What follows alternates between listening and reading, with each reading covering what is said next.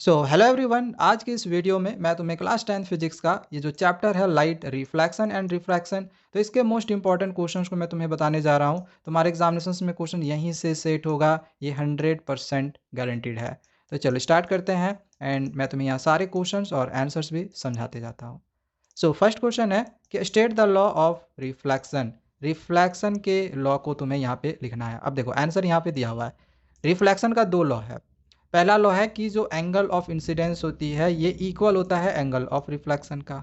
ठीक है, यानी कि एंगल आई इक्वल होता है एंगल आर का। ये होता है फर्स्ट लॉ। सेकेंड लॉ है रिफ्लेक्शन का कि जो इंसिडेंट रे होती है, रिफ्लेक्टेड रे होती है और जो नॉर्मल होता है वो एक ही प्लेन में लाइज करता है। बस हो गया ये क्वेश्चन का आंसर तुम्हारा।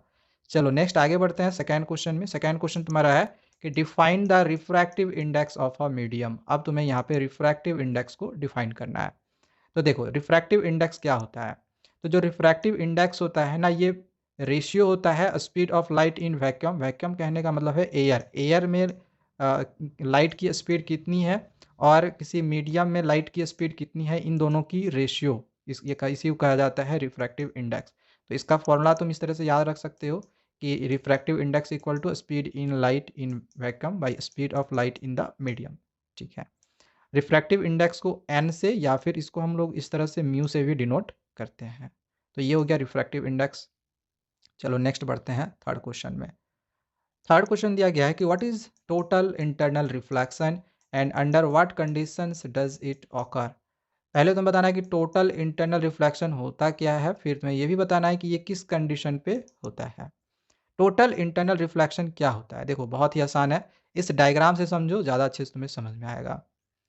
अगर इंसिडेंट रे किसी डेंसर मीडियम से, देखो टोटल इंटरनल रिफ्लेक्शन क्या होता है ध्यान समझना, कि अगर कोई इंसिडेंट रे डेंसर मीडियम से रेयर मीडियम में जाता है तो ये रिफ्रैक्ट ना होके अगर ये इस तरह से रिफ्लेक्ट हो जाता है, बस यही इसी को कहा जाता है टोटल इंटरनल रिफ्लेक्शन।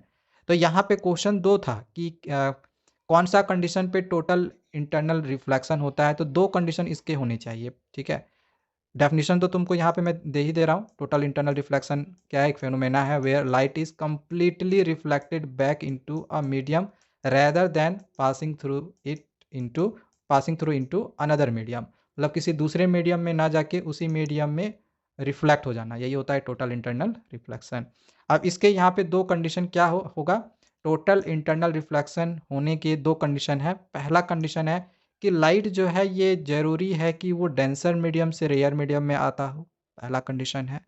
दूसरा कंडीशन होना चाहिए कि जो एंगल ऑफ इंसिडेंस है, यानी डेंसर मीडियम में जो एंगल ऑफ इंसिडेंस है ये मस्ट बी ग्रेटर हो क्रिटिकल एंगल से। ठीक है, मतलब कहने का मतलब क्या है कि ये जो इंसिडेंट रे है और ये जो यहाँ पे इस नॉर्मल के बीच में ये जो एंगल बना, ठीक है, ये एंगल ऑफ इंसिडेंस हुआ। तो दिया गया सेकेंड कंडीशन क्या है कि ये जो एंगल ऑफ इंसिडेंस है ना, ये यहाँ पे ये जो क्रिटिकल एंगल है, क्रिटिकल एंगल क्या होता है 90 डिग्री। ठीक है, तो एंगल ऑफ इंसिडेंस जो है वो क्रिटिकल एंगल से बड़ा होना चाहिए।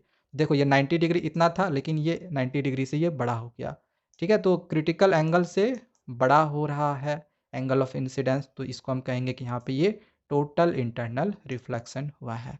तो यहाँ तक समझ में आ गया होगा कि दो कंडीशन होता है कि पहला कि वो डेंसर से रेयर मीडियम में जाना चाहिए। दूसरा है कि जो एंगल ऑफ इंसिडेंस होता है डेंसर मीडियम में वो ग्रेटर हो क्रिटिकल एंगल से। क्रिटिकल एंगल मतलब कि जिस 90 डिग्री से ज़्यादा होना चाहिए। ठीक है, समझ में आ गया। चलो नेक्स्ट क्वेश्चन की ओर बढ़ते हैं। अगला क्वेश्चन है व्हाट इज स्नेल्स लॉ। अब भाई बताओ स्नेल्स लॉ क्या होता है, बहुत ही इंपॉर्टेंट क्वेश्चन है। स्नेल्स लॉ होता क्या है। स्नेल्स लॉ क्या होता है यहाँ पे देखो दिया गया। Snell's law describes how light bends as it passes from one medium to another. जब एक मीडियम से दूसरे मीडियम पे लाइट जाती है तो वो कितना बेंड होती है, बस यही डिस्क्राइब करता है, मतलब इसी चीज़ को बताता है स्नेल्स लॉ। और स्नेल्स लॉ का ये फॉर्मूला है sine theta one by sine theta two equal to v one by v two equal to ये भी होता है refractive index of second medium by refractive index of first medium. ठीक है, थीटा वन थीटा टू क्या है, ये angle of incidence है, ये एंगल ऑफ रिफ्रैक्शन है, ये क्या स्पीड है फर्स्ट मीडियम का, सेकेंड मीडियम का स्पीड है, और ये रिफ्रैक्टिव इंडेक्स है फर्स्ट मीडियम का सेकेंड मीडियम का, और ये रिफ्रैक्टिव इंडेक्स है सेकेंड मीडियम का।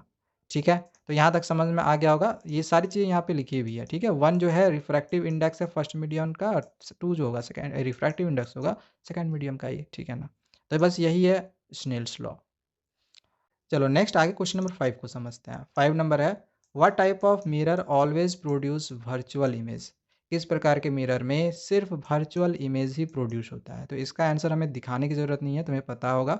इमेज फॉर्मेशन अगर तुमने पढ़ी हुई होगी तो कॉन्वेक्स मिरर में वर्चुअल इमेज फॉर्म होता है, ठीक है। तो ये आसान था। और जो कॉनकेव मिरर होता है तो उसमें रियल और वर्चुअल दोनों ही प्रोड्यूस होता है, पता होगा ना। नेक्स्ट क्वेश्चन नंबर 6 है, right mirror formula and lens formula. तो भाई ये तो इजी है, मिरर फार्मूला लेंस फार्मूला ये तो तुमने पढ़ा ही होगा, फिर भी मैं एक बार दिखा दे रहा हूँ। मिरर फार्मूला क्या होता है, ये है mirror formula 1/f equal to 1/v plus 1/u। F क्या है, फोकल लेंथ, इमेज डिस्टेंस है v, यू है ऑब्जेक्ट डिस्टेंस। और लेंस फार्मूला में बस यहाँ पे माइनस लग जाता है, ठीक है। बस यही है फार्मूला। फार्मूला याद रखना है, न्यूमेरिकल क्वेश्चन इसमें से तुम्हारी परीक्षा में आ सकते हैं। चलो नेक्स्ट आगे का क्वेश्चन मैं तुम्हें यहाँ पे बताता हूँ। चलो नेक्स्ट अब आगे यहाँ पे क्वेश्चन नंबर 7 को समझते हैं। सो 7 नंबर है, what is power of lens. पहले तो बताना है पावर ऑफ लेंस होता क्या है, फिर इसका फॉर्मूला क्या होता है और इसकी यूनिट क्या होती है, ये सब हमें यहाँ पे लिखना है। तो चलो यहाँ पे इसका भी आंसर्स मैं तुम्हें यहाँ पे दिखाता हूँ। पावर ऑफ लेंस क्या होता है, इसकी डेफिनेशन यहाँ पे दी गई है कि the power of a lens is a measure of how strongly the lens converges और डाइवर्जेज लाइट। तो मैं मेनली ये याद रखना है कि जो पावर ऑफ लेंस होती है ये रेसिप्रोकल होता है फोकल लेंथ का, ठीक है, focal length of the lens का। और ये मीटर में होता है, ये भी तुम्हें याद रखनी है। तो पावर ऑफ लेंस का ये फॉर्मूला होता है P इक्वल टू 1/f। और पावर ऑफ लेंस का जो यूनिट होता है वो होता है डायोप्टर। एंड यहाँ पे कुछ इंपॉर्टेंट चीज़ें हैं जो कि तुम्हें ये भी याद रखनी है कि जो कॉन्वेक्स लेंस होता है इसको हम कन्वर्जिंग लेंस भी कहते हैं। इसमें पावर ऑफ लेंस जो होगा वो पॉजिटिव होता है, फोकल लेंथ भी इसके लिए पॉजिटिव लेंगे, ठीक है। वहीं कॉनकेव लेंस के लिए ये जो कि डाइवर्जिंग लेंस भी इसको कहा जाता है, जिसमें हम लोग जो फोकल लेंथ लेंगे नेगेटिव लेंगे, इसका जो पावर होगा वो नेगेटिव में होगा, ठीक है। तो कॉन्वेक्स के लिए पॉजिटिव होता है, कॉनकेव के लिए नेगेटिव होता है। ये सब तुमको याद रखना है। चलो नेक्स्ट आगे बढ़ते हैं क्वेश्चन नंबर 8 की ओर। 8 है, what is the speed of light in vacuum. तो ये बहुत ईजी सा क्वेश्चन है कि वैक्यूम में यानी कि एयर में लाइट की स्पीड कितनी होती है। तो भाई इजी है, 3 × 10⁸ मीटर पर सेकेंड, यही होता है ना, हो गया। चलो नेक्स्ट अब आगे समझते हैं हम क्वेश्चन नंबर 9 को। 9 नंबर दिया गया है, differentiate between real and virtual images. अच्छा, रियल इमेज और वर्चुअल इमेज के बीच में अब यहाँ पे तुम्हें डिफरेंसेस लिखने हैं, रियल इमेज और वर्चुअल इमेज, ठीक है। यहाँ पे देखो इसका आंसर दिया गया है। सबसे पहले अगर हम रियल इमेज के फॉर्मेशन की बात करें तो यहाँ पे दिया गया है कि रियल इमेज जो बनती है इसकी जो लाइट रेज होती है यानी ये एक्चुअली मीट होती है, इसमें हम कोई कल्पना नहीं करते हैं, ये किसी पॉइंट पे ना रियल में मीट होती है। जबकि वर्चुअल इमेज में किसी पॉइंट पे वो मीट नहीं होती है, हम ये अनुमान लगाते हैं या कह सकते हैं हम कल्पना करते हैं कि हाँ यहाँ पे इस जगह पे वो मिल रहा होगा, ठीक है। नहीं, हम कहते हैं अपीयर टू मीट। इसकी जो अपीयरेंस होती है ये अपसाइड डाउन होती है यानी कि इन्वर्टेड होती है, जबकि वर्चुअल इमेज की राइट साइड में अपराइट होती है, ठीक है। इसके बाद दिया गया कि can it be shown on A screen. क्या रियल इमेज स्क्रीन पे शो होता है? बिल्कुल, जो रियल इमेज होती है स्क्रीन पे शो होता है, जबकि जो वर्चुअल इमेज होती है ये स्क्रीन पे शो नहीं होता है, ठीक है। इसका एग्जांपल दिया गया है, तुम यहाँ पे देख सकते हो। रियल इमेज जैसे कॉनकेव मिरर कॉन्वेक्स मिरर में होता है, वर्चुअल इमेज का एग्जांपल हो गया प्लेन मिरर कॉनकेव मिरर में, ठीक है। ये सब तुम यहाँ पे देख लेना। चलो नेक्स्ट अब आगे हम बढ़ते हैं क्वेश्चन नंबर 10 की ओर। 10 नंबर क्या दिया गया है कि explain why a concave mirror is used as a shaving mirror. Shaving करने के लिए हम लोग कॉनकेव मिरर का यूज़ क्यों करते हैं? सेविंग करने के लिए हम कॉनकेव मिरर का यूज़ करते हैं, तो क्यों? यही तुम्हें इसका आंसर यहाँ पे लिखना है। तो देखो आंसर दिया गया है कि जो कॉनकेव मिरर है ये हम यूज़ करते हैं सेविंग करने के लिए, क्योंकि ये जो कॉनकेव मिरर में जो इमेज होती है ना ये मैग्नीफाई करके बनती है, मतलब बड़ी करके बनती है, ठीक है। जिससे जिससे कि तुमको वो चीज़ ना बहुत क्लोज नज़र आएगी, सामने से नज़र आती है, ठीक है। तो ये तुम अपने फेस को अच्छे से देख सकते हो, तो इससे सेविंग करने में तुम्हें आसानी होती है इसी वजह से। अगला क्वेश्चन नंबर 11 है, why are convex mirrors used in rear view mirrors of vehicles. Convex mirror का यूज़ हम व्हीकल्स के मिरर में, रियर व्यू के मिरर में क्यों करते हैं? मतलब कि जो तुम्हारी मोटर बाइक होती है उसमें तुम देखते होगे कि जो आईना रहता है ना तो उसमें कॉन्वेक्स मिरर लगा होता है, तो उसमें कॉन्वेक्स मिरर क्यों लगाते हैं?